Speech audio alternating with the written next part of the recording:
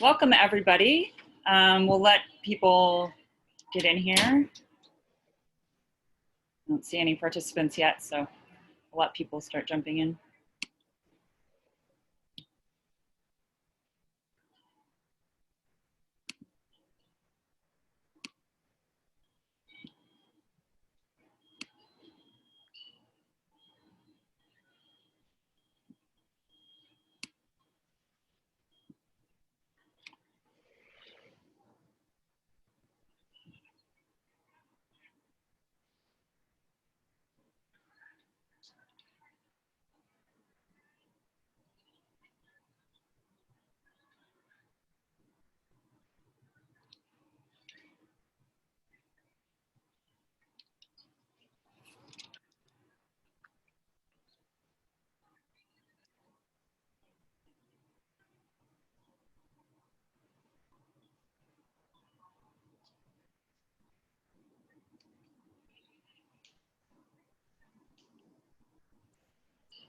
Those of you here so far, we're just letting a few more participants chime in before we start.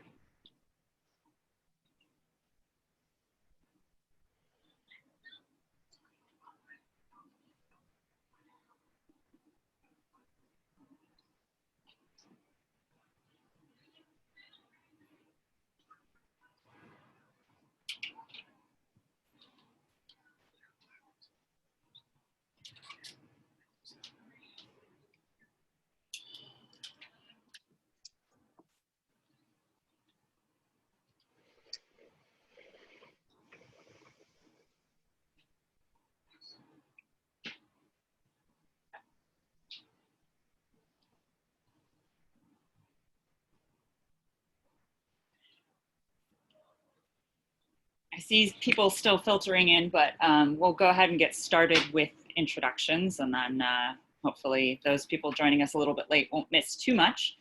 So thank you for joining us for our vertical camera rigging class presented by Keslow Camera. My name is Colette Gabriel. I'm the general manager of Keslow Camera Chicago. And then I'd like to introduce Teal Shore, who is our technical strategist. He's based in our Los Angeles office. Phil Costa, who is one of our senior prep techs. He's also based in LA. And then who you can't see behind the camera is Chris Perea, our inventory control coordinator and camera operator extraordinaire. So I will hand it over to Teal in a second, but if you guys have any questions, feel free to throw them in the Q&A. We'll be getting to those throughout the session, so we're not gonna wait till the end. So if you have anything, we'll jump in as it sees fit with the conversation. So handing it over to Teal. Hey everybody. So today we're going to talk about vertical rigging for camera systems, professional camera systems like the Alexa LF, which we have here, the full-sized LF, and the Alexa LF Mini, as well as other similar cameras. You might ask why people want to shoot vertically. Specifically these days, things like Quibi, which is a new streaming platform specifically made for cell phones, where you're viewing them like this, vertically, as well as Instagram Live or Snapchat, you know, things like that. There's other applications for vertical shooting as well, such as like magazine covers. And one thing Colette had told us about before we started was a project they did where someone was recording content for vertical televisions in like a hotel lobby. So there's a lot of applications for this. One of the sort of problems with older cameras was that getting a vertical frame out of a horizontal orientation that had enough resolution for our high resolution screens these days was difficult, because horizontal resolution is usually more, obviously, than the vertical resolution on a sensor. Newer cameras like the LF Mini, the Venice that Chris is operating on, newer cameras have enough resolution to give us a good vertical orientation with enough resolution for our phones and for like TVs in hotels or for magazine covers that usually require a high megapixel count. Can I stop you for 1 second, Teal? For sure. One person's saying they can't see us. Can someone else just chime in the chat to make sure that they can see us? All right, let's see if I can, all right, pin video. Is that better? Can you, Colette, can you pin the video up for the Venice feed? You know, I did pin it and maybe that caused a problem. Let's see. Any better? No, hang on. Okay. I'm good at hurrying up and waiting. Okay, can people see us now? Let's see, I think I have to, I'm gonna go later. Much there better, we go. someone said. Perfect, all right. The first Zoom feed technical difficulties out of the way. We have to have one of those every time we do this. So basically, what I wanna get to is, why are these cameras mounted like this right now? As you can see, this full-sized LF is on its side. I mean, that's a pretty big camera to be mounting on its side. The reason that we're doing this, though, is to get the maximum amount of resolution out of the sensor. What I was saying a moment ago, how the horizontal side of the sensor, how that has the most resolution. Well, now we're taking that horizontal side and we're flipping it vertically. And that gets the most resolution out of the sensor for vertical content. The reason we do this is because some content makers like Quibi or otherwise have resolution mandates similar to Netflix and other broadcasters like Amazon. And to hit that mandate for some cameras, it's best to go with a sideways orientation. If there's like a 4K mandate or a 4K UHD mandate. Some cameras like the Venice, which is really in front of us, you can't see it, has a high enough resolution sensor at 6K to get more real estate and capture more resolution out of both your horizontal orientation and your vertical orientation. The Quibi mandate at this point, as the last that I spoke to them, was 4K horizontal and 1080 progressive or HD vertical. So actually this camera here could be, for Quibi, mounted at a normal horizontal orientation and still capture the kind of content that they require based on their mandate. But some content like Instagram TV, if you wanted to do something that looked really sharp and clean, you may want to mount it vertically to be able to get a really crisp image out of your camera, rather than having to crop in on the sensor, which is when you start to lose resolution and thus you get fuzzy images and things like that. There's a couple considerations when you are shooting vertically. One of them is composition. If you look at the video feed we're on and you just take the middle third of it and you imagine composing for that, you have very little compositional space. So your shots usually need to be more stable. You can't be as movement oriented as you might want to be, otherwise you'll lose composition. So that changes the way you may block actors and talent. It may change the way you mount the camera. Like we have these mounted on fluid heads right now, really heavy duty O'Connor 2575s, which would be perfectly fine.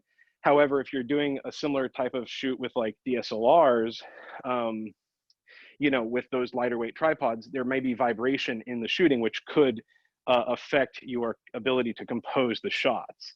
So you have to keep in mind blocking differences for vertical orientation shooting. And if you're shooting both horizontal and vertical at the same time, if you're composing for both, you have to keep in mind blocking for both shot types. In a minute here, I'm going to show you frame lines on the Venice. It'll pop up on your feed there. That'll show you what I'm talking about here. I'll actually do it right now. It'll be easier to kind of convey what I'm talking about. Phil, could I have you stand right in front there? So as you can see here, we've got two sets of frame lines. One is a horizontal frame line for 4K, and the other is a vertical frame line. Also, it's 16:9 for 1080 progressive. So if we were to be shooting for Quibi right now, we would need to frame for both the vertical orientation, which Chris has done here, as well as the horizontal orientation, so that if a Quibi user takes their phone and is looking like this, and then they flip it and go like that, they're seeing a shot that is usable in both orientations. So these frame lines are key to being able to compose shots properly when you're shooting a vertical shot, but with a horizontal orientation. You would use a different set of frame lines for the Alexas. I'm not going to show that because I don't want to turn this camera sideways right now, but I'm going to turn those off really quick. So what you saw there was what they call uncommon top. So Chris, can I have you go over to the dial there on the right side of the camera and switch that frame line to the frame line B, and just rotate the dial there. So what you're looking at here is called uncommon top, because the frame lines for the vertical actually go past the horizontal frame lines. If the frame lines didn't go past and they stopped at the top and the bottom, that would be called common top. Depending on the resolution of your sensor, you may do common or uncommon top, because it's going to change how you're going to compose your footage. Quibi actually prefers uncommon top, which is almost like two rectangles stacked on top of each other, so that when you flip your orientation of your phone, you're getting a slightly different shot that fits that orientation appropriately. That way it doesn't have the effect that most sort of like vertical content has when you turn it sideways, where it has these like pillar boxing. It doesn't have that issue because you're actually composing for each shot at the same time in the same frame.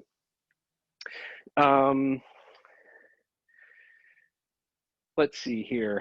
I don't know the resolution requirements for Instagram TV or Snapchat. I would assume that they're probably somewhat similar and that they want the most resolution.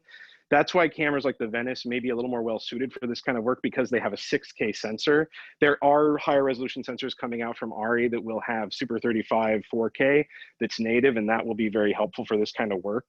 Other cameras that are very good for this kind of work are the Monstro VistaVision 8K sensor, because it's so large and you have a lot of compositional space in there. You can also use the Helium Super 35 8K red camera, and you can use the Gemini 5K red as well. You could even use a Dragon. Just the smaller the sensors get, the less compositional space you have, and the more you're cropping in the vertical shot if you're shooting a horizontal orientation. So just keep in mind, for this kind of shooting, you really want to, you're composing for that vertical frame. The horizontal frame becomes your secondary composition if the vertical is your primary. If you're shooting with an orientation like the Alexa LF and the LF Mini, and you're shooting them sideways like this, then you're probably only composing for the vertical frame as you're maximizing the sensor's real estate. Chris, can I have you take a look at this monitor here? So as you can see, we have a monitor rigged up on the side in a vertical orientation.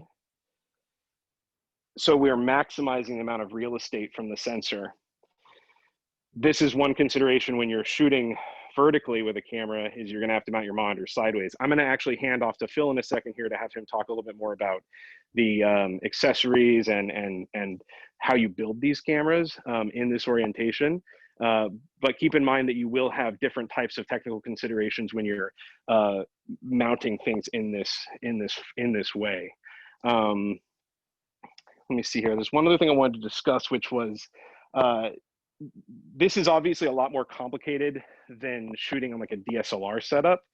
With that kind of setup, you may have a much lighter weight tripod that you can just have a third axis that turns sideways. In that orientation, in that setup, these kinds of things become easier, but your quality may be affected by that camera type, and it may also be harder to compose certain types of, shots with a smaller camera that's gonna be affected by like light movements. These cameras, I can do this to it, I can tap it, and this kind of like slight movement's not really gonna affect the frame as much as a smaller camera, where the inertia of that type of movement is more noticeable. So I'm gonna hand off to Phil in a second here.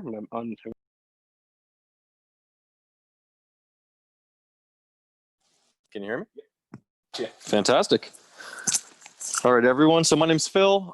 As Colette mentioned, I'm a senior preparation technician. So I'm dealing with a lot of clients coming in who want to build up these cameras, and they want to put their accessories on it that you'd use in any standard studio mode. So to start off, you can see this is a pretty low profile. This is our Keslo Universal 90-degree plate. It's what we're using on the Alexa LF right now. Just for reference, to see how far we've come. This is a 90-degree plate we had for the Willcam, which frankly I've never seen. So, so we've obviously gotten this to a lot nicer size. So the first, I guess, limitations that we're going to be dealing with this camera build is already with the handle. we're going to be blocking the control unit. So this is just something to think about. You may need to use something like an RCU4, which is an external camera control device, so you can change settings. Another issue that we're going to be running into is with this LF, the media door is blocked by this. So, you know, loading mags can be an issue. So, you know, something to be cognizant of if you are going to be using the Alexa LF in this setup. I'll show that you can slide that back. Yeah. So I guess a good solution to this would be sliding it back on the dovetail so you could open the media door. I have had with. Is it good? Yeah. Yeah, it's good. But you can see how difficult that is. Yeah, I have actually had with one prep. I had a crew that wanted to access the media door with this, but obviously we couldn't. So they wanted to use something we have called the Candreva plate that is basically a quick release offset. Long story short, we did not really allow that because there would be so many points of failure. And with such a heavy camera, it sort of is a little risky. Another issue I guess we may run into with this Alexa LF is using a follow focus, using a Light Ranger or a Preston, any wireless focus unit. Using any single rod mount shouldn't be an issue. But again, if you come over to the, Chris, to the Mini LF, you can see with this cage, we're able to still have our base plate, you know, just on the dovetail in the typical orientation. So you could still use a studio map box, a follow focus, Preston. So this is sort of a little bit more of an ergonomic setup, as well as using like a lens support if you're going to be shooting on a zoom lens. The EVFs can also be something, a bit of a limitation. As you can see here, again, it's showing the image vertically on the EVF, but once you go to camera controls, you know, you don't really, you're gonna have to change the orientation of the EVF just to change them. So this is another instance where using an external camera control device you'll really benefit from being able to change your settings without actually having to move the EVF. You don't have issues with this camera with the media door. It's much easier to access here. I don't know if you can even actually see that. So yeah, this is a much more ergonomic and flexible setup. Obviously, the Alexa LF came out before the Mini LF, so anyone shooting vertical that wanted to use the entire large format sensor of the ARRI cameras, they were stuck with this. And you know, fortunately now we have the Mini LF, and with this Keslo cage we've got, it's very, very versatile, and you're actually able to slide this off and then switch it into a horizontal mode pretty seamlessly if need be. So that is, you know, a very beneficial feature. What else? You want to talk about the sliding rail on the dovetails? Oh yeah. So as you can see with our LF setup, we have the sliding rail. So again, if you did need to change the orientation, it's pretty easy right now. You can actually do it on 3 sides of it. So with the exception of the side with the media door, you could actually mount it on either side. Gosh, and otherwise, I would say that's probably the most of what I come across with camera assistants is just trying to set up their Prestons, their Light Rangers, you know, studio map boxes. So using this Mini LF, you sort of don't have as many limitations. You know, it's pretty similar to your standard studio setup. Whereas with the LF, you're going to run into a bit more issues. So yeah, again, something to be cognizant of. I think that's really all that I've got for dealing with clientele and gears. Yeah, of course. Mute myself. Thanks. So I want to touch a little bit more on the Mini LF setup that we have here. If Phil wants to turn the side with the EVF towards Chris. It's hard to see. Chris, how zoomed in can you get on this? So that dovetail that Phil was talking about right here, this is unique to our cage. So this, you can see it sliding right here. Because this cage that we produce for our Mini LFs and our regular Minis, because it has these sliding dovetails, you can orient this camera on the 3 sides as Phil was talking about. it makes it very versatile. So there is a world where a client may want to shoot vertical and horizontal in 2 different setups in the same project. We've had that happen a few times. And the first time it came up, we had just finished producing these cages. And I brought this cage to a client and I said, hey, look at this. We can put, normally you'd have a top handle right here. Instead, we're going to turn this sideways, and this is going to become the battery plate mount. And now we're going to turn the camera sideways by putting the sliding dovetail that goes on this side on the BP9 style bridge plate. And that effectively turned the camera fully sideways when it's mounted on the dovetail. That allowed that crew to shoot both this vertical orientation, and then after they mounted their monitors differently than we have here, they were able to just slide this out rather easily, and then slide the BP9 off, and then just roll the camera onto its upright position and lock everything down. And they were almost, 5 minutes later, they were in a horizontal shooting environment. So this specific cage that we've designed allows for versatility in those instances. It also just allows for a much easier and cleaner vertical filming setup than something like the Alexa LF full size, which we have over here, which we had to design. I'll show you this really quick. Phil and I actually had to come up with a kind of this like rudimentary EVF mounting setup here using a 1-inch extension block, a 19 mil iris rod mount, and then the normal EVF mount to be able to get this EVF sideways. And we've had to do this in the past where you get on set and an operator wants to, shoot through an eyepiece. There's a lot of camera operators who prefer shooting through eyepieces, and they want to be able to use the EVF. So you have to rig up something kind of unique like this. We also had to develop through the research and development department here, this top handle, which mounts to the top of the camera. This is normally where the top junction plate would go for the LF, the full-size LF, but we replaced that with this top handle here. These kinds of unique setups do limit sort of the number of cheese plate attachments you have. So accessory mounting, like Phil was talking about with the Light Ranger and stuff, you have to get more creative with that. And that's kind of what we're here for when a client comes in and says, hey, we want to shoot vertically, we need to make some custom stuff. We work with the R&D department to facilitate these kinds of pieces. Obviously for smaller cameras, again, going back to DSLRs or something similar to that, these kinds of hurdles are a little easier to clear because the accessories in the packages get smaller in general. You still have hurdles with things like recording devices that you have to mount to your DSLRs, monitors as well, remote follow focuses. But generally speaking, those things are smaller than like the full-size Fizz units, ARRI kits that we would be mounting to something as large as this. Other considerations creatively are lensing. So if you're shooting with a large format camera, you generally have a wider angle of view, which gives you more compositional space. That can be beneficial because, like, if you look at how I'm framed up right now in a medium shot, you can't see my legs, but if this was a vertical framing, it would look really tight. Like if I'm in the middle, this looks really tight. So using a wider angle lens on a larger format sensor gives you a much wider field of view to be able to look at. So you may end up opting for wider lenses than you would have shooting a horizontal frame. A 50 mil on a horizontal frame is going to look quite a bit tighter when you turn that frame sideways and you shoot vertically. So you want to shoot that maybe with a wider lens to get more compositional space.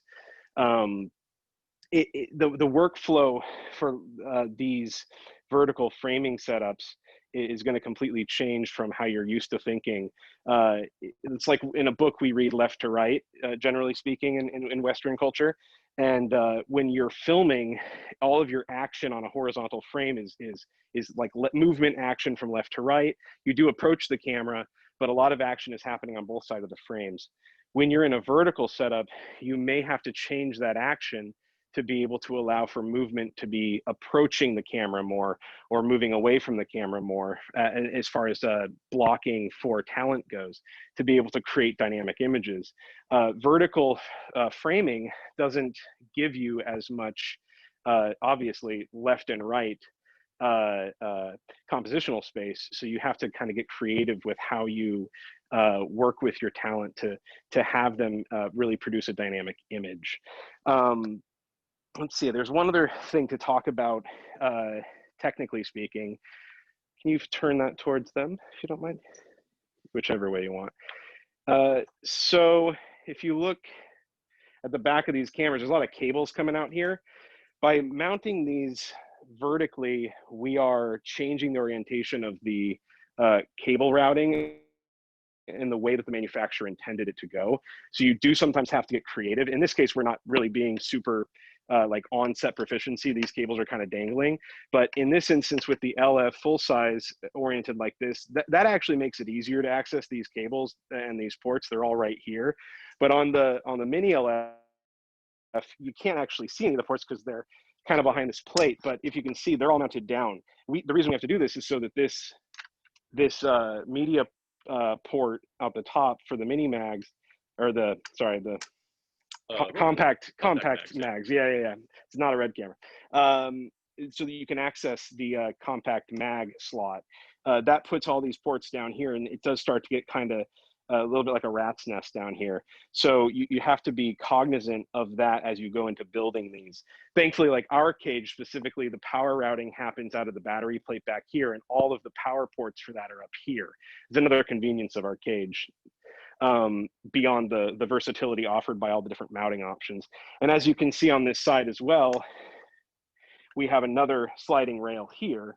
You could actually attach other items here if you wanted to, if you had a need for them.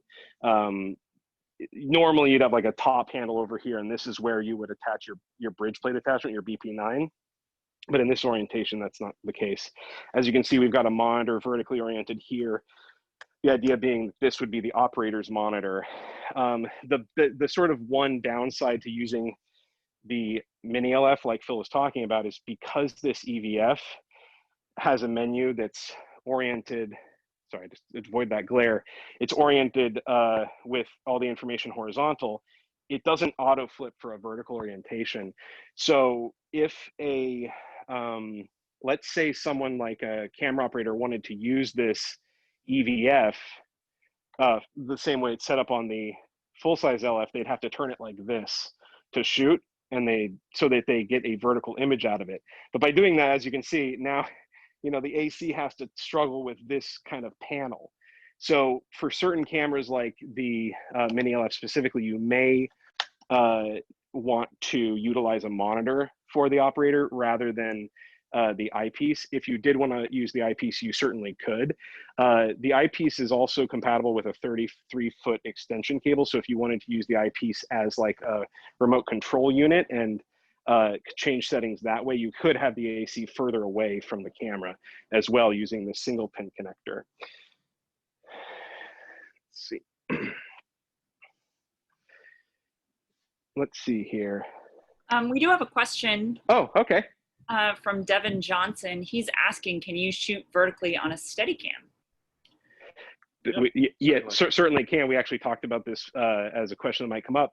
Yeah, you would mount it just like this is set up. You could mount it to a Steadicam. The considerations in terms of balancing should be the same.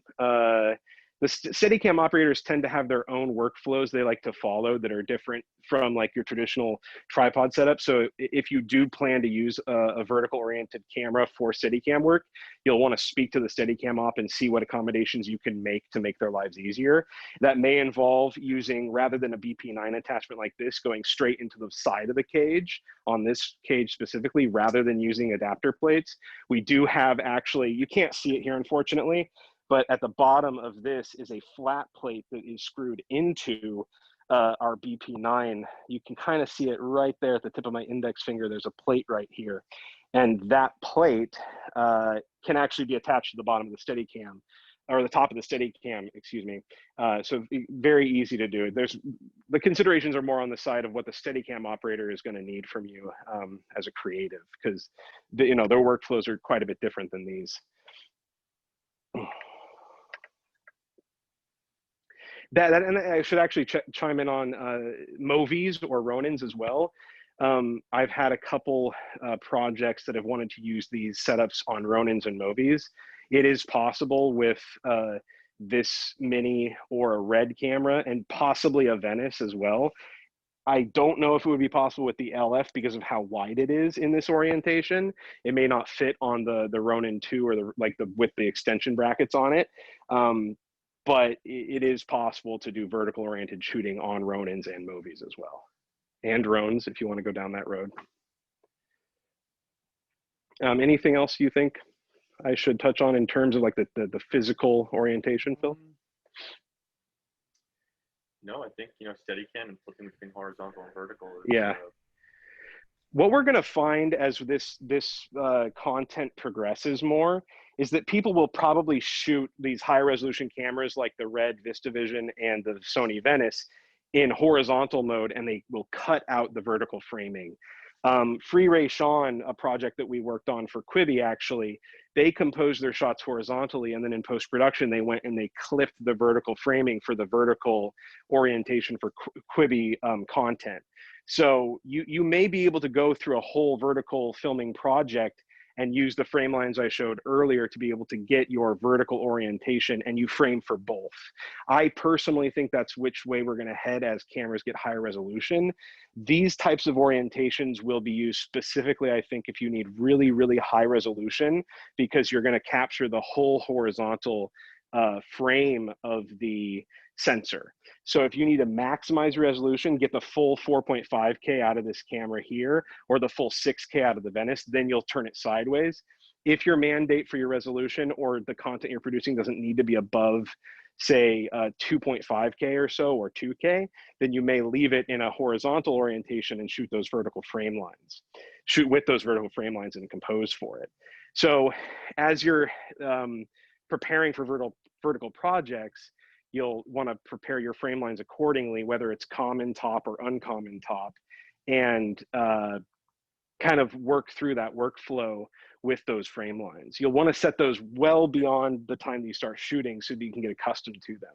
One of the things that I've run into in talking to crews here in the LA office who've been shooting vertical projects is that it's hard sometimes for them to get used to the vertical frame line and the horizontal frame line. So definitely, if you're going into a project, you're going to be shooting both, prepare yourself early on and start with those frame lines so you can start the pre-production process knowing what you're framing for.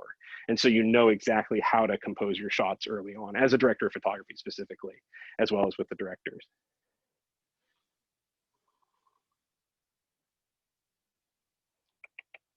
Trying to think if there's anything else to talk about in terms of other cameras. The Red cameras, they offer like the 8K, the highest resolution, but the VistaVision sensor is actually a bit shorter than the Venice or the mini LF sensor.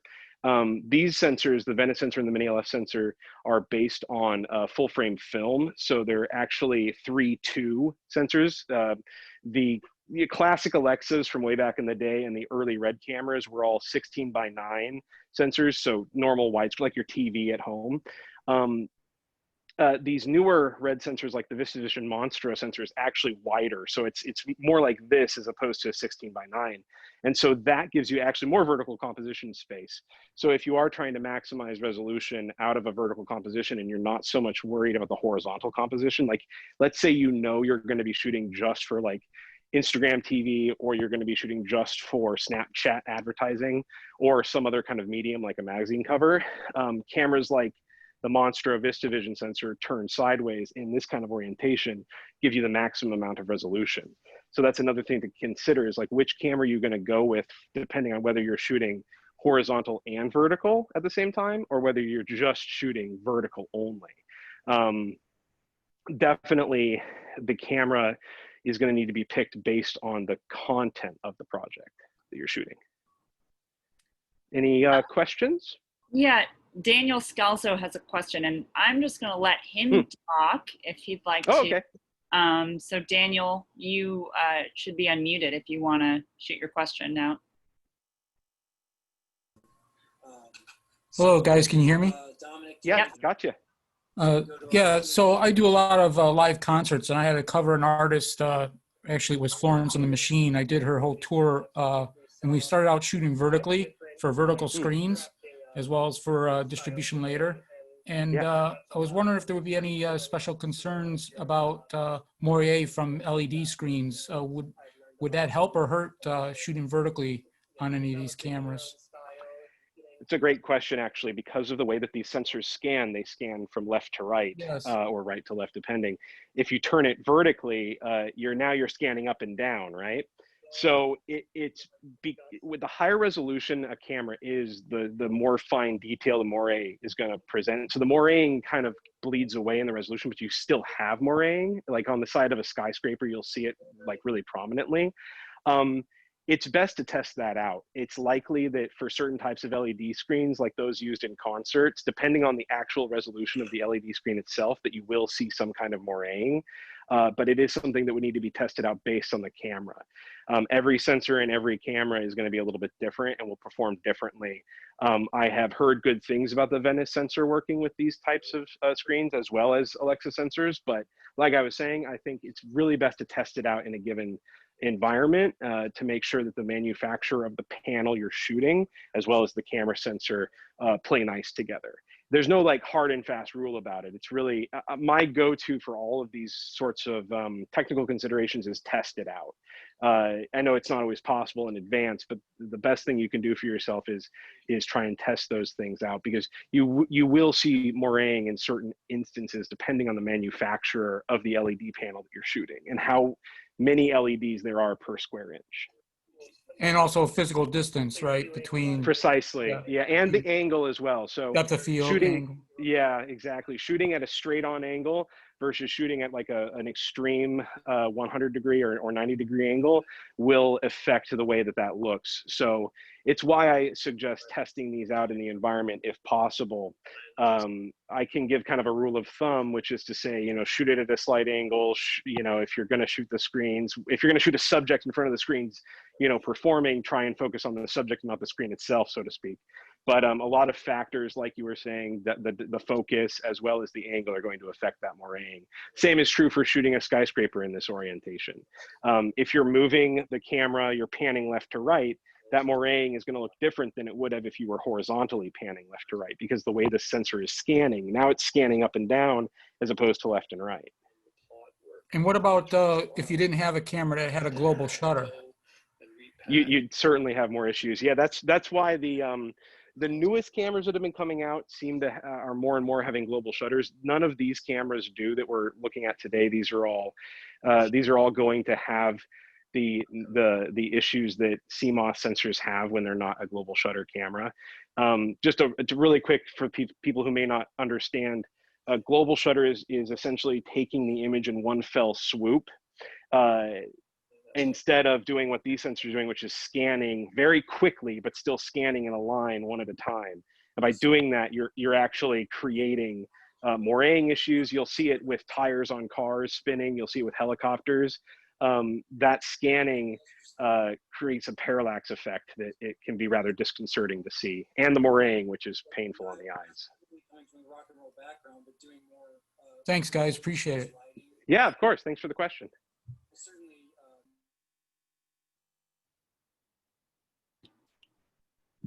Anybody else got any questions for us? Well, maybe if you want, I just kind of threw out there to people to kind of broaden this topic, because you guys covered things really well here. So maybe if there's, if you want to touch on, you know, a little more on like large format sensors versus, you know, I don't know, regular sensors. What is a non-large format sensor? Super 35. Yeah, right. I'll be right back. I have an A7R at my desk here. I want to show this. Can you focus on this, Chris?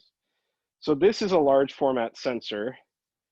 It's kind of disingenuous to show it here. You know, anybody have a banana for scale, you know? But that's, I'm glad someone got the joke. So that's a large format sensor in there. It's about the same size as a piece of old film, 35 film. A non-large format sensor is about 33% smaller than that.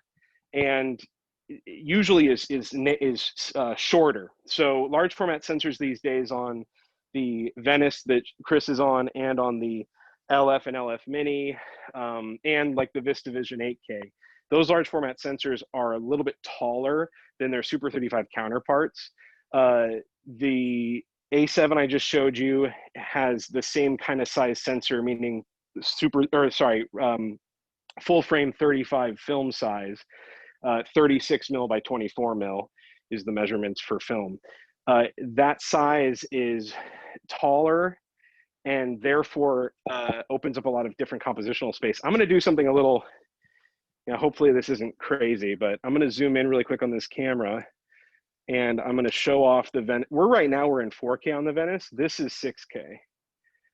This lens doesn't cover 6K, so you're gonna see a vignette, but look how much more space Phil just filled in because of that extra height on the sensor. Now, if I go back to 4K, you're gonna see how much it's gonna crop in. That's a great representation of the difference in format size. And that's why using a large format camera like the Venice or like these LFs is good for vertical shooting, because you're gaining a lot of height. So if you want to shoot a horizontal composition and then capture from that a vertical frame, you have more vertical height to use. That's actually why Quibi's preferred frame line setup is vertical and horizontal, where they overlap and the vertical actually sticks out above the horizontal. That way you're maximizing your compositional space within more of a square frame. That A7R camera I just showed you has almost a square, it's not square, it's rectangular, but it's getting closer to being a square than a Super 35 sensor, which is very rectangular. Super 35 sensor, again, is like this, while the Venices are more like that. So that difference in additional height really helps for vertical shooting setups. And it's actually why Quibi, when we worked with them to help develop some of these setups, they ended up leaning towards the Alexa LF and the Sony Venice as good cameras to use because of that extra height. People still use the Monster VistaVision 8K as well. It's just without that extra height, it changes how you're composing your shots. It really changes your workflow depending on which camera you use. And that's kind of why I was saying earlier, go into your pre-production process and think about what kind of shots you're going to be doing and what kind of dynamic images you want to capture. And that will tell you which camera to use. I wouldn't go into your pre-production and go, I really only want to use this camera. I know that happens. People love the Alexa sensors. I totally get it. I love it too. But when you go into your pre-production process, you have to think about what amount of resolution do you need vertically, horizontally, and what orientation are you shooting in, whether it's this orientation or a horizontal orientation like the Venice that Chris is running for us today. One other thing I want to touch on, just getting back to the setup, I noticed Phil had talked about it.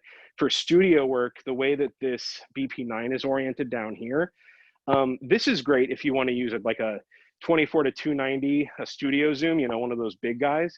If you want to mount that to this camera, this is great because you would have to use a slightly different riser adapter for the lens support bracket because the spacing is slightly narrower than studio, but you can use like a big zoom with this setup. If you wanted to do that on here, there's no, on the full size LF, there's no BP9 down here. So how do you mount a 28, 30 pound lens to this? How do you do that without rod support? So that becomes another consideration, is what's your lensing going to be? For any kind of vertical orientation like this, I think it is best to try and keep the lensing options a lighter weight because of the limitations you have for lens supporting. That being said, if you found that you needed to do a 12:1 on here, I'm sure that there would be a way to produce an adapter that it would allow you to do that. It would just be something slightly different than what we have right here.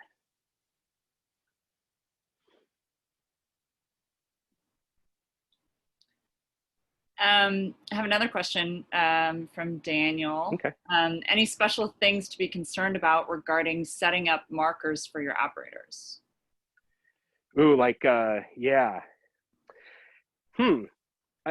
One thing with vertical shooting is you are going to be tilting down a little bit more. So like one of the things that I've heard and that I've researched on my side with shooting vertically is that you raise the camera up a little bit. So these are actually pretty low. We would actually want to raise this up probably another foot and then tilt it down a bit. And then for marking for your operator, you would need to work with them to see how that new orientation, that new physical orientation would affect how they pull marks for the actors or for other actions.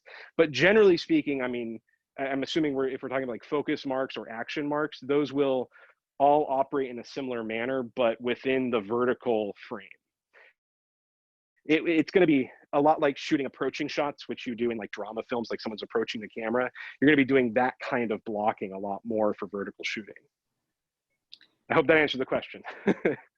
That actually made me think about, you know, when you talked about tilting, you know, and you talk about if you're shooting vertically, you're going to want to choose a wider lens just because your shot is so narrow when you're vertical. So you'd really need to focus on using really flat lenses, because I could just imagine that any curvature on the edges would look extra weird if it was at someone's feet or head as you tilt up and down. Absolutely. We ran into this with a client that wanted to use vintage lenses. They really like K35s, and they wanted to use the 18 millimeter and the 25 millimeter. The 18 didn't cover full frame, so we actually had issues with that. That's a whole other conversation. The 25, it would work, but it had enough bowing on the edges in that vertical orientation that they ended up using an adapter on the lens to widen the, it's called an expander, to widen the image circle. It made the lens less wide. It punched into the image circle on the lens, but it actually removed some of that bowing at the edge of the frame. So what you may find as you go into producing vertical shooting is that you either need to go with a flatter, more modern lens that's going to be more even field, something like a Master Prime. The newer Leicas are all fairly flat, or something like the Supreme Prime, which we have here, which is fairly flat. But yeah, as Colette was saying, because of that bowing or that optical distortion at the edges, you have to keep that in mind. That can be reduced slightly if you're shooting on, you use a large format lens like a Supreme Prime, like the Zeiss Supreme Prime we have here, with a camera like the Helium 35 8K. That's a Super 35 sensor size with a large format lens. So you're actually punching into the lens's image resolution area, which means you're punching into the area outside of where the fall off is at the outside of the lens, where things start to bow. So a wide angle lens like a 25, which may have some bowing at the far edges, you're punching into that image circle and getting away from that bowing. That's a unique situation. It requires you to use a high resolution Super 35 sensor. You can't do that with, specifically really with the Venice or with these large format high resolution sensors, because as soon as you punch into Super 35 space, you start getting to a lower resolution, and that may be a problem. It may not be. I mean, if you're producing content for Instagram or Snapchat, it may be totally fine to shoot 1080. And so you can punch in on these sensors and use different lensing options based on what makes your image look as good as you need it to look, you know? You mentioned the expander. Can you talk a little bit about that? Yeah, so we carry a few different types of expanders. One of the ones that I've been the most impressed by is the Do Close 1.7 times expander. We also have expanders from IBE Optics. And what they are is they are a piece of glass that you mount onto. It's essentially just an extra PL mount that you mount onto the back of a lens, and it adapts it directly to a larger format sensor if it's a Super 35 lens.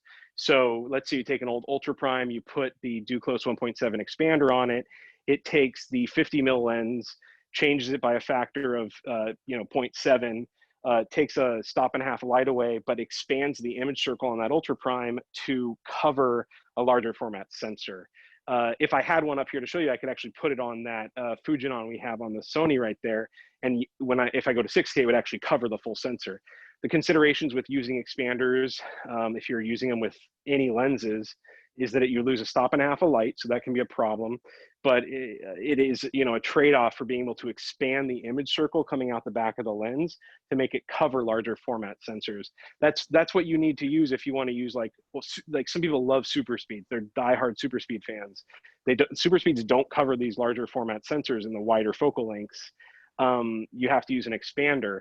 Thankfully, they're fast enough that an expander is not actually a big problem with the super speeds. Like the Duclos 1.7 works pretty well with those lenses, for example.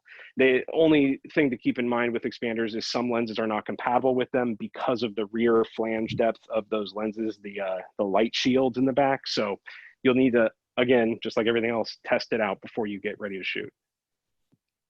I actually talked to one client who liked the fact that there was light loss with using expander, just because they were always putting these in anyway, top down, just because everything, you know, the sensors are so fantastic nowadays. You don't really need as much light coming in. So. Yeah, actually, a great example is the Venice has 2 ISO modes. It's got 500 base ISO and then 2500 low light ISO, let's say. If you were to set the Venice to 2500, put an expander on a fast lens, you lose that stop and a half of light, but then you can leave your lens more wide open, which gets you that creamier back focus, you know, that creamier background and that depth of field. So you can kind of cheat a little bit. Instead of stopping your lens down to be able to expose your scene properly, you can pop an expander on. There's a lot of other considerations here. Obviously, you're expanding the lens, so you're punching into the lenses. A 25 gets, you know, narrower. It goes from like being a 25 to something more like a 32 or a 35 millimeter. So that's something you're keeping in mind. But like Colette was saying, you know, some people are going to want to use that to be able to cut light rather than having to use NDs or stop down the iris, which can affect your defocus and your bokeh, which a lot of people are really into these days. Well, I don't see any more questions, so if anybody has anything, you know. Anything, Phil, from you? No, I think we covered you know, everything we could have. Yeah, just to wrap up, I mean, going into any kind of vertical shooting project, I sound like a broken record now, but really test things out and prepare yourself in advance. Get creative. I mean, like I said, with this EVF mount here, I mean, we're just using a 19 mil iris rod bracket, a 1-inch extension, and the original tube, and we've effectively turned that EVF sideways. It might seem a little, you know, unconventional, but you're gonna need to get unconventional with these types of setups. Any rules that you had for horizontal shooting, you may need to throw out and start over with for vertical shooting, and that's okay, because that's how you're going to get the best product for your client or for the audience that you're trying to target. Especially with projects that are being done for, you know, Instagram and for Snapchat. Projects for Quibi, because most Quibi projects are probably being shot horizontally and they're cropping the vertical frame out of the middle. That's a different conversation, but certainly be ready to break some rules and get creative when you're shooting vertically. Don't be afraid to, you know, mount something off of an area accessory mount that you normally wouldn't use. It's not going to hurt anything, and it'll get you the best product. That's great. Well, thank you guys so much for this informative discussion. Just want to remind everybody that Filmscape is going on for a little longer tonight, and then all day tomorrow, chock full of classes and panels. Also make sure to visit the virtual trade floor. So if you go to filmscapechicago.com and you scroll to the bottom, you can see all of the featured vendors, and just click on their icon and it'll take you to their page. You can ask some questions. Some people are there live to chat with live. Other people, you can submit questions and they'll get right back to you. So thank you guys so much for this discussion. We'll see you all later. Yeah, thank you.